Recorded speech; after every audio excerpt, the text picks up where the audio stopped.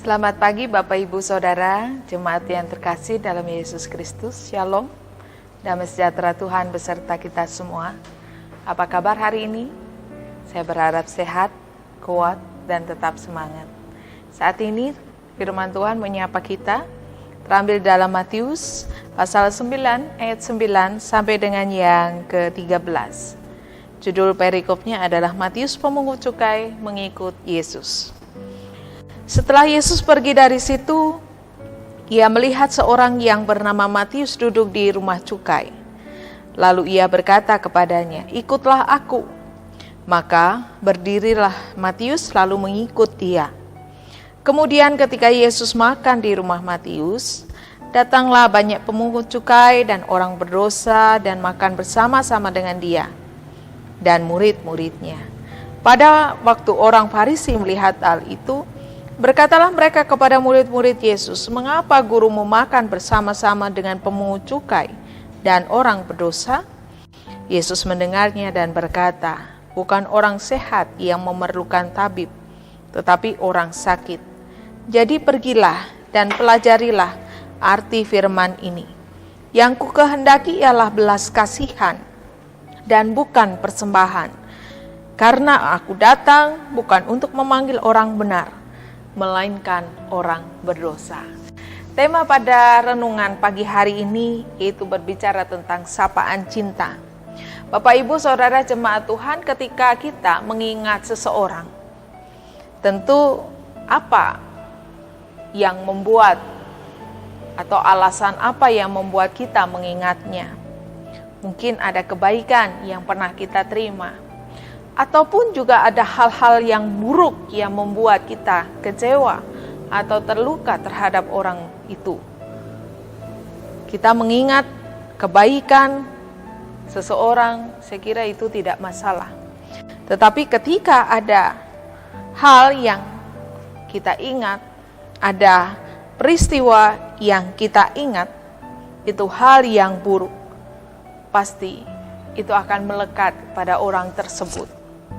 Bagi Tuhan Yesus Kristus, peristiwa buruk, jelek, atau tingkah laku dosa orang yang pernah dilakukan seseorang tidak boleh disimpan. Karena orang itu bisa berubah. Atau orang Jawa pernah mengatakan bahwa esok dele, sore tempe. Ada perubahan seiring waktu proses kehidupan. Di sini Injil Matius menuturkan tentang proses perubahan yang dijumpai, yang dialami oleh Matius, yang pekerjaannya adalah pemungut cukai. Yang pada saat itu, pada umumnya orang pada saat itu menganggap bahwa Matius adalah orang berdosa karena pekerjaannya. Dan Tuhan Yesus sungguh menyadarinya. Ketika kebanyakan orang mencela, menghakimi, mencibir, dan mungkin melihat Matius tidak dengan menghormatinya, Tuhan Yesus di situ datang menyapa dengan cinta, menyentuh hati Matius dengan kelemah lembutan, dengan belas kasihan. Akhirnya peristiwa itu membuat Matius berubah, meninggalkan jalan hidupnya yang lama, kehidupan yang memiliki harapan yang baru, semangat yang baru, dan menjalani kehidupan yang baru, yang lebih baik. Selama perjumpaan tersebut, Tuhan Yesus tidak menunjukkan kejelekan Matius, hal buruk yang mungkin dilakukan semasa hidupnya sebagai pemungut cukai. Tidak lagi diingatkan oleh Tuhan Yesus. Tapi Tuhan Yesus bersabda seakan Matius adalah orang baru yang tidak pernah memiliki masa lalu yang buruk. Matius akhirnya berjalan di jalan pertobatan untuk mengikut Tuhan Yesus. Manusia tempatnya salah dan kurang. Tapi seringkali manusia menempatkan diri sebagai Tuhan di dunia ini, menghakimi orang lain, sesama, merasa dirinya sempurna. Seakan-akan manusia adalah Tuhan kecil di dunia ini yang layak untuk menuduh, untuk mencibir, untuk menghakimi sesama.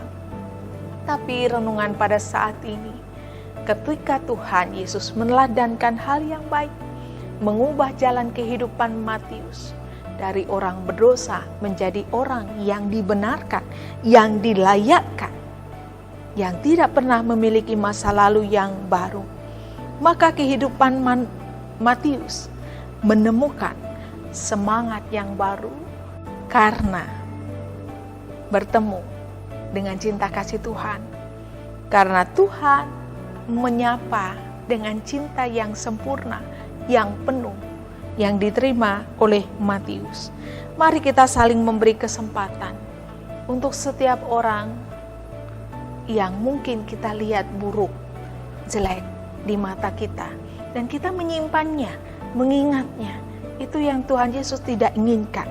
Tetapi marilah kita memberikan kesempatan bagi orang, dari orang yang memiliki masa lalu yang buruk, memiliki masa depan yang baik, karena dia sudah berjumpa dengan Tuhan, dan kita dipakainya untuk menyapa dengan cinta kasih, menyapanya dengan pengampunan, menyapanya dengan penerimaan, dan kita tidak mengingat hal-hal yang jelek dalam kehidupan seseorang.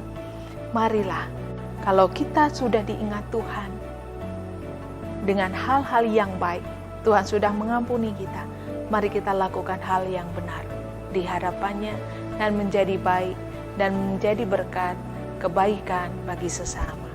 Tuhan yang menolong kita dan memampukan kita semua. Amin. Mari kita berdoa. Tuhan Yesus, firman Tuhan pada saat ini menguatkan kami sebagai orang yang Tuhan telah benarkan, Tuhan telah layakkan. Mungkin kami masih menyimpan masa lalu yang buruk. Kami mengingatnya hal-hal yang membuat damai sejahtera kami hilang. Tapi saat ini pakailah kami untuk mengingat kebaikan-kebaikan Tuhan. Dan kami boleh menerima orang lain siapapun yang mempunyai masa lalu yang buruk. Boleh kami ingat seluruh kebaikannya. Karena tidak ada yang sempurna manusia di dunia ini. Biarlah kami Tuhan layakkan dan Tuhan benarkan ketika Tuhan menyapa dengan cinta kasih Tuhan yang sempurna. Dengan penuh kelemah lembutan. Sama seperti Matius, seorang pemungut cukai, Tuhan ubahkan ke jalan pertobatannya dan memperoleh kasih karunia. Mampukan kami Tuhan hidup dalam kebaikan-kebaikan Tuhan. Dan kami boleh melihat sesama kami, sesama yang patut kami kasihi, yang terus kami kasihi.